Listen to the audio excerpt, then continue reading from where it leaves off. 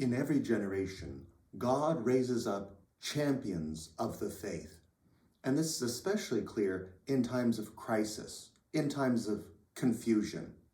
One such moment in history was in the year 1534.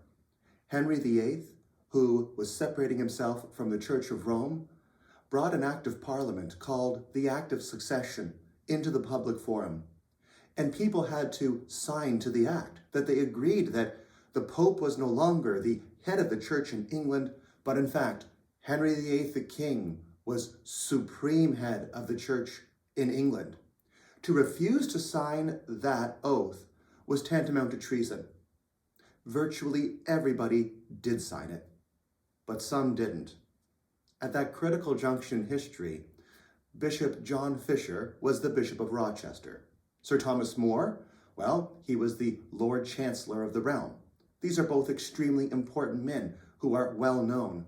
If they had signed it, they would have been very comfortable. The king would have loved it. They would have established themselves politically as being very astute and very with it. Their futures, in a human sense, in a material sense, wouldn't have been brighter. And yet, although so many signed, these two men did not. They each had an adamantine sense of self, and they knew the truth, and they had the courage to follow it.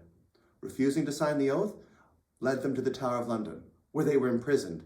Eventually, they would be executed for high treason, becoming martyrs of the faith. While in prison, these men who were brave enough to follow their consciences, brave enough to follow the truth that Jesus Christ gave to his church, were not at all nervous. Thomas More, on the scaffold, looked out at those who were around him and said, "I am the king's good servant, but God's first." And John Fisher, for his part, he wasn't worried. He wasn't trembling over making a good death. In fact, he slept in on the day of his execution. So unworried was this man. A servant who assisted him in getting ready for death was shocked when he dressed up in his best shirt and his best clothing. And he asked him, "Why are you doing that? Soon you're going to be executed. All that will be covered with blood and gore." He said, "Don't you know, man, that this is the wedding day for me? I will meet the bridegroom. I must be ready to meet the bridegroom, Jesus Christ." These men followed what Jesus said in the gospel today, and we would do well to follow those words of Christ. They're very clear words and very important to each of us.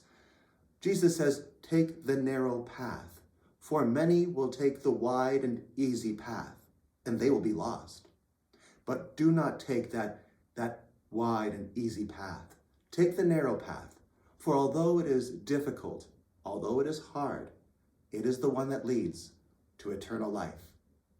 God is calling each of us in these confused times to be his champion. May God bless you.